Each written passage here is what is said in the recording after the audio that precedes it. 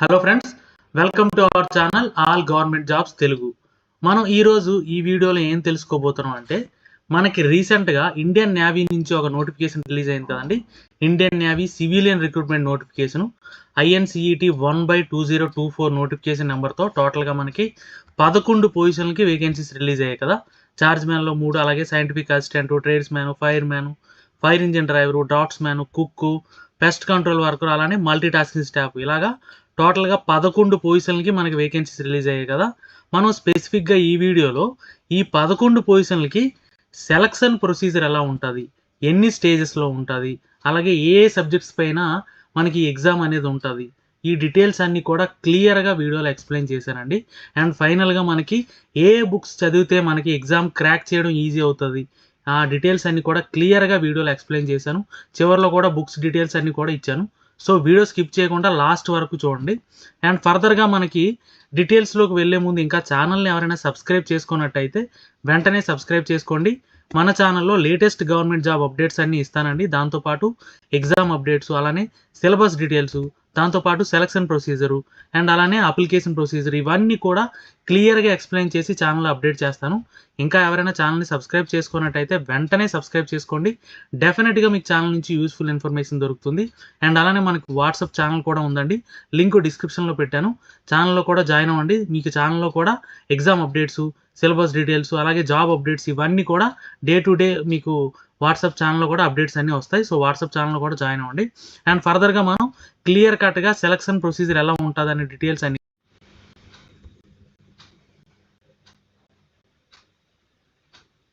ఇదిగోండి. ఇది Indian navy నుంచి రిలీజ్ అయిన అఫీషియల్ నోటిఫికేషన్ అనమాట. ఇక్కడ క్లియర్గా మెన్షన్ చేశాడు, Indian navy civilian entrance test INCET 01/2024.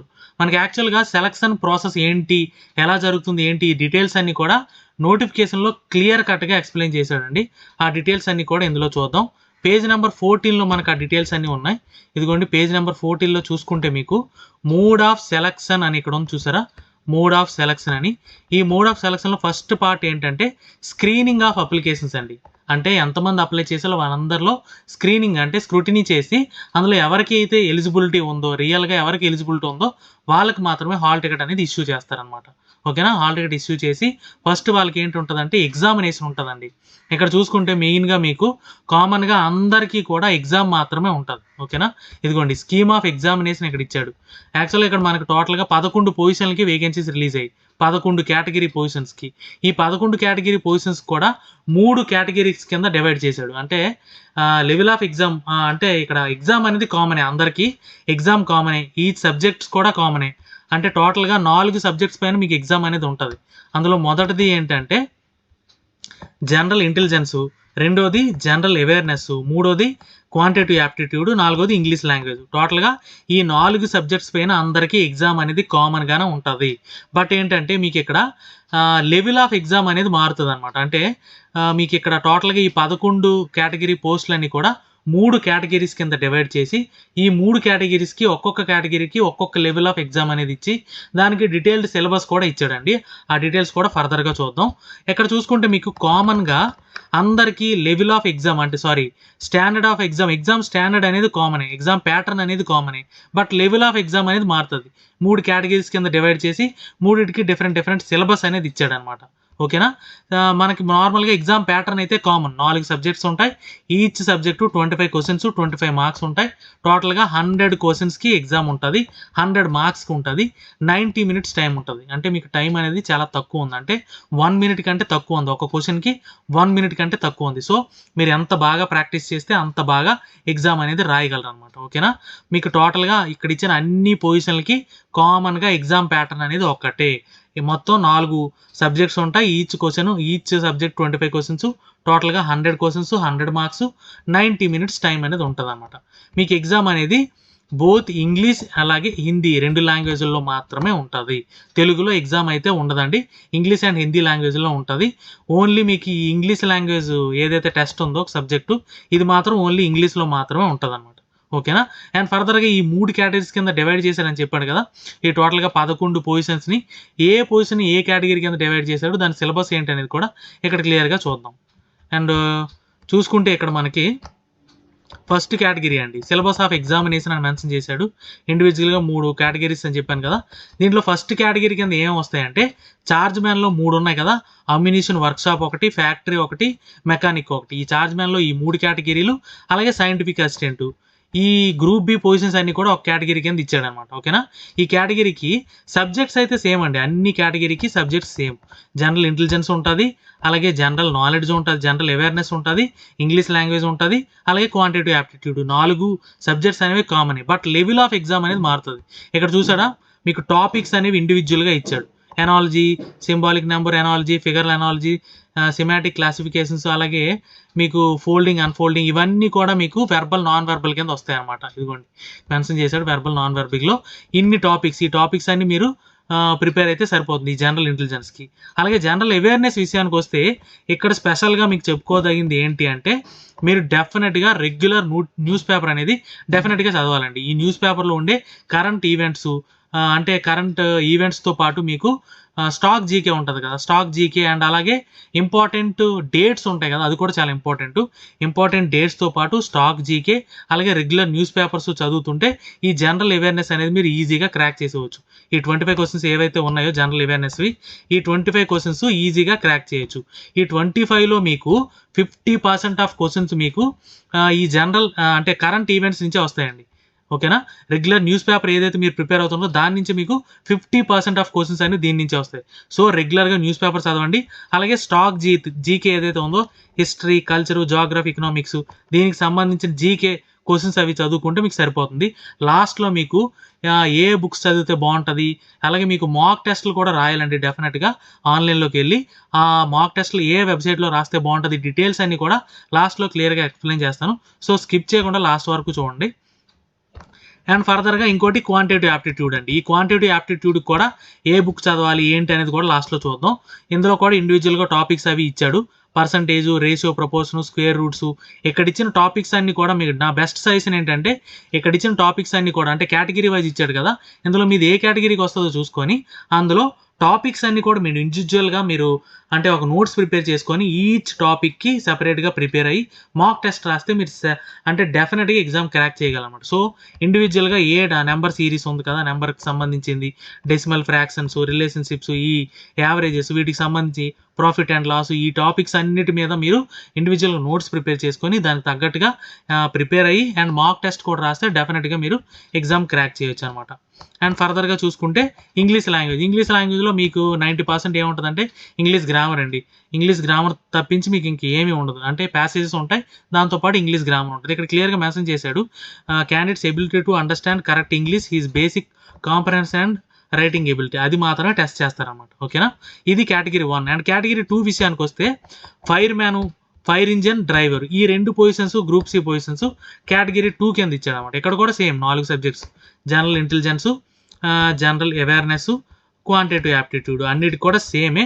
But ఇక్కడ మీకు level of exam topics level కూడా తగ్గించు. సో ఆ టాపిక్స్ కూడా తగ్గించారు. ఇక్కడ చూసారు కదా, క్లియర్గా మెన్షన్ చేశాడు. ఈ టాపిక్స్ అన్ని కూడా మీరు రెగ్యులర్గా నోట్ చేసుకొని అది ప్రిపేర్ అయితే సరిపోతుందండి. అండ్ లాస్ట్లో మీకు ఆల్రెడీ చెప్పాను కదా, లాస్ట్లో మీకు ఈ టాపిక్ సంబంధించిన బుక్స్ ఏం చదవాలి, దాంతోపాటు మీకు ఏ వెబ్సైట్లోకి వెళ్ళి మీరు మాక్ టెస్ట్లు రాయాలనేది కూడా క్లియర్గా చెప్పాను. అండ్ ఇక్కడ ఇంగ్లీష్ లాంగ్వేజ్ చూసుకుంటే ఈ కేటగిరీలో క్లియర్గా మెన్షన్ చేశాడు. అక్కడైతే మీరు చూస్తే మీకు ఈ చార్జ్ మ్యాన్ అలాగే సైంటిఫిక్ అసిస్టెంట్ పొజిషన్లో చూసుకుంటే ఇంగ్లీష్ లెవెల్లో మీకు బేసిక్ నాలెడ్జ్ టెస్ట్ చేస్తానని చెప్పి ఇచ్చాడు. అంటే నాలెడ్జ్ టెస్ట్ చేస్తాను ఇచ్చాడు. బట్ ఇక్కడ చూసుకుంటే మీకు క్లియర్గా గ్రామర్ ఇచ్చాడు. Spotting out errors, filling the blanks, synonyms, homonyms, antonyms, అలాగే spelling, detecting misspells words, active passive voice, verbs, అలాగే డైరెక్ట్ ఇండైరెక్ట్ స్పీచ్, ఇదంతా గ్రామరేనండి. దీనికి కావాల్సిన బుక్ కూడా లాస్ట్లో సజెస్ట్ చేశాను. అండ్ ఫర్దర్గా చూసుకుంటే ఇంకొక కేటగిరీ అండి, ఇది 3rd కేటగిరీ. దీంట్లో చూసుకుంటే drafts man, trades man, pest control work, multi tasking staff, అలాగే కుక్, ఈ పొజిషన్స్ అన్ని కూడా 3rd కేటగిరీ కింద డివైడ్ చేశాడు. దీనికి కూడా ఎగ్జామ్ ప్యాటర్న్ అయితే ఒకటే, బట్ లెవెల్ ఆఫ్ ఎగ్జామ్ మారింది. ఇక్కడ ఇంకా తగ్గించాడు, టాపిక్స్ అనేవి ఇంకా తగ్గించాడు. జనరల్ ఇంటెలిజెన్స్లో చూసుకుంటే కొన్ని టాపిక్స్, అలాగే జనరల్ అవేర్నెస్ ఆల్రెడీ చెప్పాను కదా, regular news paper and stock GK, ఇది డెఫినెట్గా మీరు న్యూస్ పేపర్ చదవడం మర్చిపోకండి. అండ్ ఫర్దర్గా క్వాంటిటేటివ్ యాప్టిట్యూడ్ చూసుకుంటే దీనికి కూడా ఆల్రెడీ బుక్ లాస్ట్లో సజెస్ట్ చేశానండి. అండ్ అలానే ఇంగ్లీష్ లాంగ్వేజ్ చూసుకుంటే మీకు ఇది కూడా అంతేనండి. బేసిక్ గ్రామర్ చదువుకుంటే సరిపోతుంది. ఇక్కడ మీకు ఫైనల్ కన్క్లూజన్ ఏంటంటే ఇక్కడ ఇచ్చిన అన్ని అంటే లెవెల్ ఆఫ్ పోస్ట్‌లకి కూడా అన్ని కేటగిరీలకు కూడా కామన్‌గా ఎగ్జామ్ అనేది ఒకటే. ఏంటంటే 100 క్వెషన్స్ ఉంటాయి. 100 మార్క్స్‌కి 90 మినిట్స్ టైం. ఓకేనా? Only single stage of exam మాత్రమే ఉంటది. ఫర్దర్‌గా ఇంటర్వ్యూ గాని, సెకండ్ స్టేజ్ గాని ఏమీ ఉండదండి. దీనికి ఇండివిడ్యువల్‌గా ఏ బుక్స్ చదివితే బావుంటది, ఏ మాక్ టెస్ట్ ఎలా రాయాలి ఏంటి అనేది కూడా క్లియర్‌గా ఎక్స్‌ప్లెయిన్ చేశాను. అది కూడా చూడండి లాస్ట్‌లో. అది కూడా చూస్తే డెఫినెట్‌గా మీకు యూజ్‌ఫుల్ అవుతది. ఇదండి. అండ్ ఫర్దర్‌గా మనం డీటెయిల్డ్‌గా బుక్స్ డీటెయిల్స్ అలానే వెబ్‌సైట్ డీటెయిల్స్ కూడా చూడండి. ఇక్కడ మనం చూసుకుంటే ఆల్రెడీ మనం చెప్పుకున్నాం కదండీ!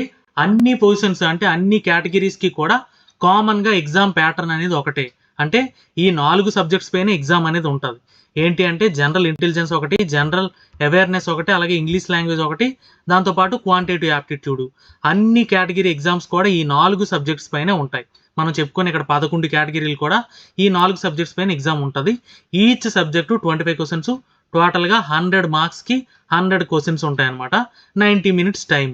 ఇక్కడ ఏంటంటే మనం లెవెల్ ఆఫ్ పేపర్ అనేది మారుతది. అంటే చెప్పాను కదా ఆల్రెడీ 3 కేటగిరీస్ కింద ఈ 11 పొజిషన్స్ అనేవి 3 కేటగిరీస్ కింద డివైడ్ చేశాడు. ఈ 3 కేటగిరీస్‌కి లెవెల్ ఆఫ్ పేపర్ అనేది డిఫరెంట్‌గా ఫిక్స్ చేశాడన్నమాట. ఇక్కడ మనం చెప్పుకోబోయేది ఏంటంటే ఏ లెవెల్ అంటే ఇక్కడ ఇచ్చిన ఏ లెవెల్ పేపర్ అయినా సరే ఈ బుక్స్ చదివితే మనం క్రాక్ చేయొచ్చన్నమాట. ఏ లెవెల్ పేపర్ అయినా సరే. ఇందులో మొదటిది చూసుకుంటే జనరల్ ఇంటెలిజెన్స్ అండి. దీనికి మీరు చదవాల్సిన ఫస్ట్ బుక్ ఏంటి అంటే ఇదిగోండి ఇది. ఏంటంటే ఇది ఎస్ చంద్ పబ్లికేషన్స్‌లో డాక్టర్ ఆర్ఎస్ అగ్రవాల్ రాసిన బుక్ అనమాట ఇది. ఎస్ చంద్ పబ్లికేషన్స్‌లో. ఈ బుక్కు ఏ లెవెల్ ఆఫ్ ఎగ్జామ్ అయినా సరే మీరు క్రాక్ చేయొచ్చు ఈ బుక్ చదివితే. ఓకేనా? జనరల్ ఇంటెలిజెన్స్‌లో ఏ లెవెల్ ఆఫ్ ఎగ్జామ్ అయినా మీరు క్రాక్ చేయడానికి ఇది సరిపోతుంది. అండ్ అలానే జనరల్ అవేర్‌నెస్. ఈ జనరల్ అవేర్‌నెస్ విషయానికొస్తే నేను ఆల్రెడీ చెప్పాను. ఈ జనరల్ అవేర్‌నెస్‌లో ఫస్ట్ మీరు చేయాల్సింది ఏంటి అంటే రెగ్యులర్‌గా న్యూస్ పేపర్ చదవాలండి. న్యూస్ పేపర్‌లో రెగ్యులర్ ఈవెంట్స్ అంటే డైలీ ఈవెంట్స్, కరెంట్ ఈవెంట్స్‌తో పాటు important dates, important events note చేసుకొని వాటిపైన మీరు కొంచెం దృష్టి ఎక్కువ పెడితే డెఫినిట్‌గా ఇది క్రాక్ చేయొచ్చనమాట. ఓకేనా? ఈ జనరల్ అవేర్‌నెస్‌లో ఉండే 25 క్వెషన్స్‌లో ఆల్మోస్ట్ 50% మీకు కరెంట్ ఈవెంట్స్ పైన ఉంటాయన్నమాట. దాంతో పాటు మీకు స్టాక్ జీకేకి ఈ బుక్ చదవండి. రేడియంట్ పబ్లికేషన్స్ అయిన స్టాటిక్ జనరల్ నాలెడ్జ్. దీంట్లో మల్టిపుల్ చాయిస్ క్వెషన్స్ కూడా ఉంటాయి. స్టాక్ జీకే, హిస్టరీ, జియోగ్రఫీ వీటిపైన మీకు క్వెషన్స్ అవి ఉంటాయన్నమాట. అవి ప్రాక్టీస్ చేస్తే సరిపోతుంది. ఓకేనా? ఇంకొక ఇంపార్టెంట్ పాయింట్ ఏంటంటే మీరు ఈ బుక్స్ చదువుతూ దీంతో పాటు ఆన్లైన్‌లో మాక్ ఎగ్జామ్స్ కూడా రాయాలండి. అది చాలా ఇంపార్టెంట్. అంటే ఈ మాక్ ఎగ్జామ్స్ మీకు మీ కేపబిలిటీ అంటే మీకెంత అంటే టైమ్ మేనేజ్‌మెంట్ ఎలా ఉన్నదనేది అవి డిసైడ్ చేసి చెప్తాయన్నమాట. మీరు వితిన్ టైమ్‌లో క్వెషన్ అటెంప్ట్ చేయగలుగుతున్నారా, రాయగలుగుతున్నారా లేదా అనేది ఈ మాక్ ఎగ్జామ్స్‌లో గాని మీకు తెలుస్తుందన్నమాట. ఆ మాక్ టెస్ట్‌లు ఎక్కడ రాయాలి, ఏ వెబ్‌సైట్‌లోకెళ్ళాలనేది కూడా ఫర్దర్‌గా చూద్దాం. ఇంకొక సబ్జెక్ట్ ఏంటంటే ఇంగ్లీష్ లాంగ్వేజ్ అండి. ఈ ఇంగ్లీష్ లాంగ్వేజ్ చూసుకుంటే అంతా గ్రామర్ పైనే క్వెషన్స్ అన్నీ ఉంటాయండి. దీనికి మీకు అరిహంత్ పబ్లికేషన్స్ అయిన జనరల్ ఇంగ్లీష్ అని బుక్ ఒకటి ఉందన్నమాట. Objective type. ఇది చదివితే మీకు సరిపోతుంది. అండ్ ఫోర్త్ వన్ చూసుకుంటే మీకు క్వాంటిటేటివ్ యాప్టిట్యూడ్ అండి. ఈ క్వాంటిటేటివ్ యాప్టిట్యూడ్‌లో మీకు ఇది కూడా S Chand publications, RS Agrawal అండి.